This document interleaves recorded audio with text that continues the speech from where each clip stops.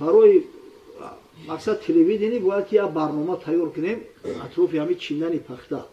نوحیه همدانی رفتیم میگه رئیس جماعت بسیار مرده که خوب مهمان نواز بگه گرید خونش برد میگه او عزت بسیار مکردو همین یه پدن حالا تو چویا بیاره یه لعنتی و فلان کنه اینه میگه شب خیلی اینا و میگه سهر اومدیم روز دیگه همین تونمو پیش عصر خلاص کردیم گفتیم میریم گفت کجا میریم گفتیم مهمان خونه گفت خونه من میریم کی گفت محکمه بخشی نمیره با گفت چی کم بودی ایوان دیده گفتیم دهن توخی بسیار دهنی پلفسای بعد داشته حقورتی بسیار میکنی ولی هم خانواده چی میگن سه چهار مهمان دنگوسا اومدن همین روز تو بگه حقورت چی میده شب تا سحر بعد گفت که بیای پدودید نکنه همین مردم ما الحمدلله همین سنت پیامبر دارن مهمان نوازن خدا را شکر نسبت بسیاری مردم ما الحمدلله که مهمان نوازن همین برای ما را مهمون برای در مهمون خونه خوب کنه ز پدلو ای همین میگه گفت که بیای همین مرا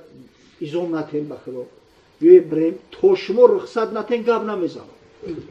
حقورت است بیست گپ نمیزنم خیلی میگه اومدیم قطیش تورات کردیم اصل خوندیم ششتیم چق چق شام شید شما جماعت کردیم خوندیم چق گپ نمیزنه خب میگه چق خفتن شده است نه چویه نه اون پیش نگیدم میگه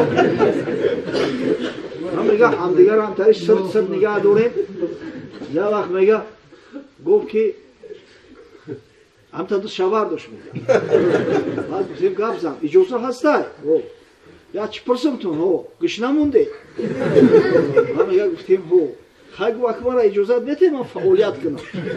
من مایلش و می در اون کرد یه بار پدر تو بکشه مهمونو را بعد سرخون اومده بعد الخوت اومده اوه نخود زندگی را به همین درجه را بیاریم نخود به درجه گوگدن شو همون خانواده که تو زمان حقورتش نکنید به مهمون چوی نیورد